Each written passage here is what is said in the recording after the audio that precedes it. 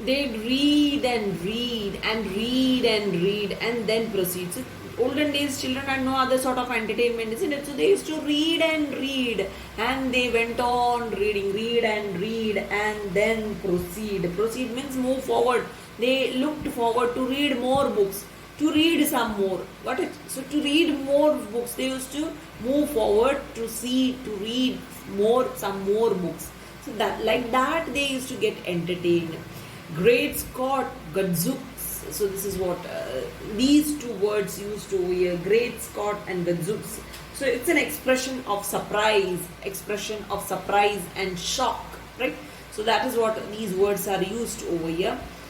One half their lives was reading books. The nursery shelves and books galore. Books cluttered up the nursery floor. So one half of their lives, they went on reading books.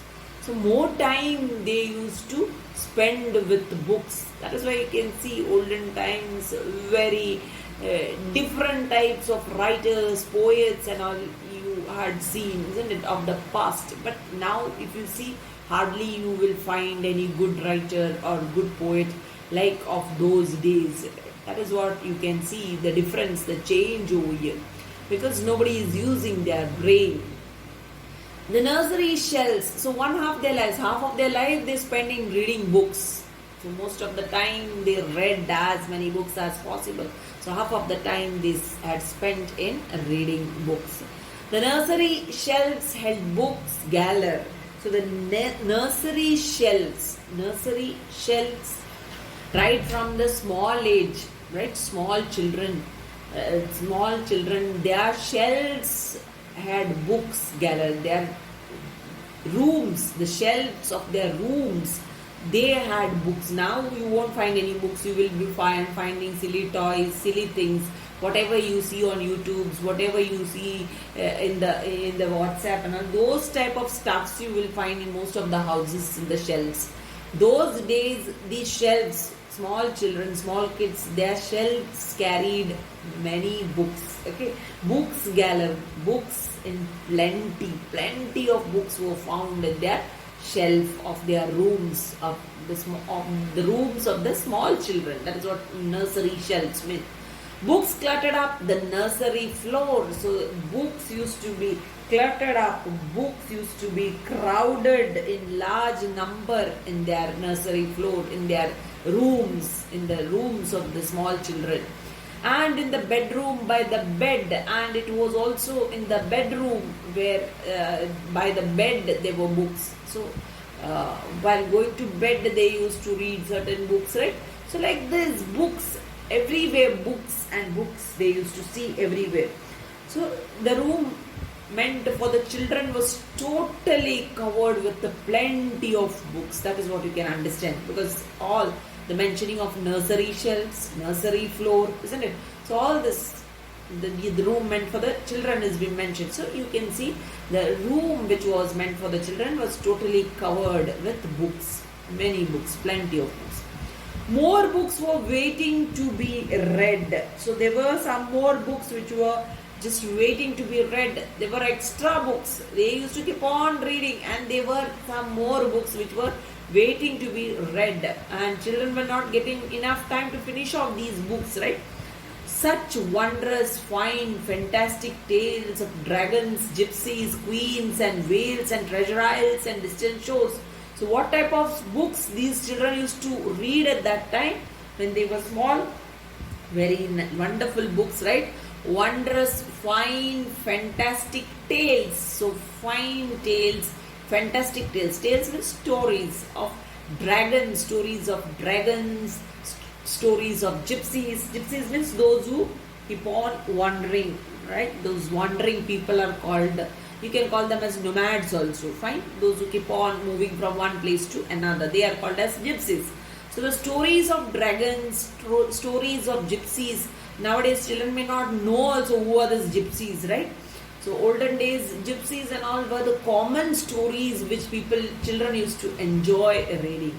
Stories of queens, kings, queens, stories of whales, isn't it? Fish, right?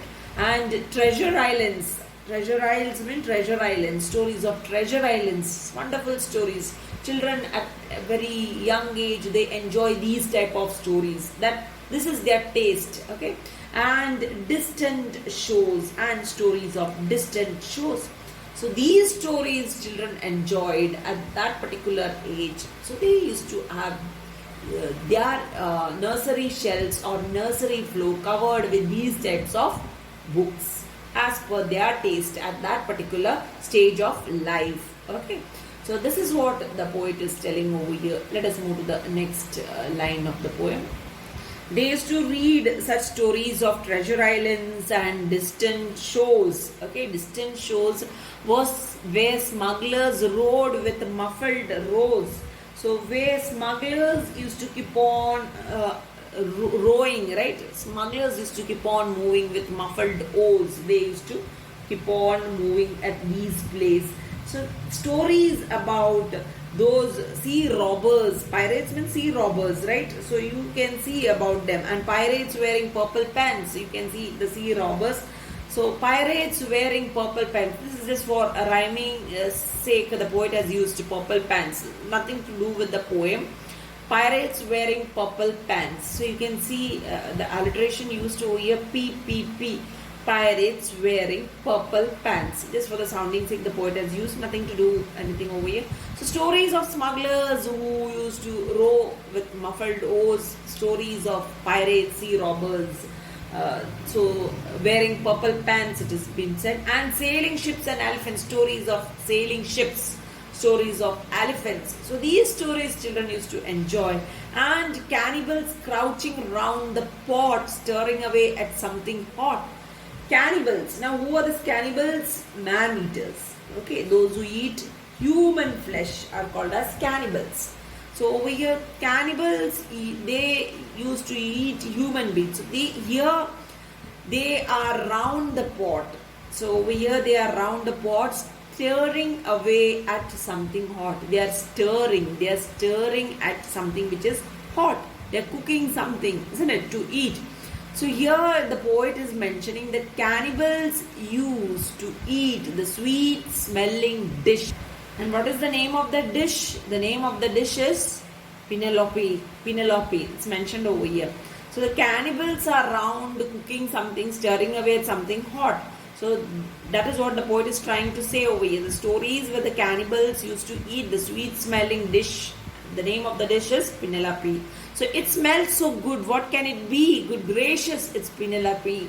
So this is what the poet is speaking about, the Penelope, and how it has been introduced over here. So they are preparing. So the story is about it. Isn't it interesting? So they are preparing some dish, they are eating it, and the dish what they are preparing and all those stuff. So the story is based on this. The younger ones had Beatrix Potter with Mr. Todd Dirty Rotter. Okay, so the younger ones, the young children, they had the stories of it's a writer's name given over here. The story of Beatrix Potter with Mr. Todd the Dirty Rotter. So the stories of Mr. Todd and Squirrel Nutkin. So what you can see over here is the children used to wonder reading these books, right? So they used to sit and wonder about the smugglers. They used to wonder about the pirates, they used to wonder about the smugglers, the pirates, the sea robbers, isn't it? They used to wonder about those sailing ships and elephants. More than that, they used to wonder about that Penelope, what type of a dish it is, isn't it? That is another question over here. That is not a special dish as such. It's just a dish mentioned over here, and this is named after the wife of Odysseus in Homer's epic. You might have heard about, right? Odysseus' wife of Odysseus. So Odysseus' wife name is Penelope. So named after her, this particular dish, right? So that is the story about. So children, when they read these books, know what they do? They just keep on wondering. And then when they read the book of Beatrix Potter, Beatrix Potter is a writer for children, especially write books for children. So the story of Mr. Todd, isn't it? The dirty rotter over here. So and his dirty dog. That is what has been mentioned as the dirty rotter over here. Mr. Todd and his dirty dog. and Squirrel Nutkin, the story of Squirrel Nutkin. So all these things, all these were fascinating stories which really the children will enjoy, isn't it? Children normally like this type of stories. You can see Mr. Todd, the dirty rotter, Mr. Todd and his dirty dog, the squirrel Nutkin, and Pigling Bland. Pigling means young one of the pig is called as pigling, isn't it? Like how you call duckling, same way, pigling, young one of the pig is called as pigling. So the small pig named Bland, right? Bland. So the small pig's name is Bland, young pig. So that is Pigling Bland, story of Pigling Bland, and Mrs. Tiggy Winkle, and just how the camel got his hump. So these are all fascinating stories, isn't it? About Mrs. Tiggy Winkle, and about the how the camel got his hump. Hump, you know, no? Hump. What the hump is? This is the hump on the back of the camel. So this is what is called as hump. How the camel got his hump. So story regarding that, based on that. This will keep the children really entertained in these type of things. Children will be very excited to know how the camel might have got his hump. So it's not the real thing, right? But then to entertain children like this is really funny. And how the monkey lost his rump. So that is about the monkey losing its rump. Over here it means the rump means the rear part of the hairy body, isn't it? So monkey losing the rear part of its hairy body. Okay. So that is what has been mentioned over here. And Mr. Toad and Bless My Soul. So then the story of Mr. Toad. So all this fascinating story. Story of Mr. Rat. Story of Mr. Mole. So all these stories, books, what books they used to know, those children living long ago. So all were fascinating story which used to keep the children engaged. Children used to get engaged in these type of stories, and they were busy with these type of books before television was invented. Those children living long ago, right? Before the television was invented. So please, we beg, we pray, go throw your TV set away. So the poet is saying, so please, he says, we are literally begging in front of you. We pray, we are pleading in front of you. You just go throw your TV set away. Throw that TV set away. It's a nuisance, is what he's saying. And in its place, you can install a lovely bookshelf on the wall. And instead of the TV set, you install a lovely bookshelf on the wall. This is what the poet is asking the parents to do. Then fill the shelves with lots of books. First, you install a bookshelf, and then he's pleading, he's asking, requesting the parents to fill the shelves with lots of books, story books like this, wherein the children should really enjoy reading books. This is what he's trying to say. Ignoring all the dirty looks, you just ignore their reactions. Okay, so because at this point, when all of a sudden, when television is thrown away, the children will react. The children will be angry at their parents. Just ignore it.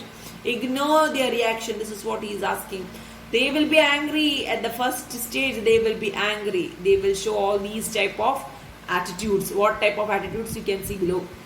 The screams and yells, the bites and kicks, and children hitting you with sticks. So children are going to react like this to you. So you have to go through this in the beginning. They will scream at you. They will yell. They will bite you. They will kick you. They are going to hit you with sticks. All this will happen. Right? Just ignore it. Just ignore it for that moment. Fear not, because we promise you that in about a week or two of having nothing else to do. So don't worry, the poet is saying. Poet is assuring parents, don't worry. We are promising you that in about a week or two, within a week or two, 1 week or more than 1 week, maybe 2 weeks of having nothing else. They are not having anything else to do. No, TV is thrown out. When they don't have television to watch, what they are going to do? They have nothing else to do over here. That is what the poet is saying. That point, they will now begin to feel the need of having something to read. So at that point, they will feel like something they should do, how to engage themselves, and they will feel the need of reading something. And once they start, oh boy, you watch the slowly growing joy. So this is what the poet is saying. The moment he is assuring parents about all these things, right? And once they begin to read, they would take to reading voraciously in the sense like a hungry person who have not seen for a long time, who have not seen the food, isn't it? What will be his reaction? Like that, the child will be, right? You watch the slowly growing joy that fills their hearts. So that is going to fill their heart. They will really enjoy once they start reading. They will really enjoy books. They'll grow so keen. They'll wonder what they'd ever seen in that ridiculous machine. So they'll grow so keen. They will get more interested, more engaged in books. And then they'll wonder what they had ever seen, and there they will wonder what they had seen all this time in that ridiculous machine. Now, what is this ridiculous machine? Again, the poet is terming television as ridiculous machine. So the children will think that whatever they had seen in that stupid machine, right? Whatever they had seen in that stupid machine, that nauseating, foul, unclean, disgusting, foul, unclean, right? Unclean. So all these terms are used for television, okay? Ridiculous machine, nauseating. So they would find, the children are going to find the television as ridiculous, isn't it? A stupid machine, foolish machine. They are going to find television as nauseating, a disgusting machine, a disgusting thing, a foul thing, an unclean thing, isn't it? They are going to find the television like this, in all these things, whatever the poet has mentioned. A repulsive television screen, repulsive, hateful. They are going to hate that television screen even after getting used to the books. Once they get used to the books, so this is the wonder what is going to take place over here. And later each and every kid will love you more for what you did, and later on every child will love you.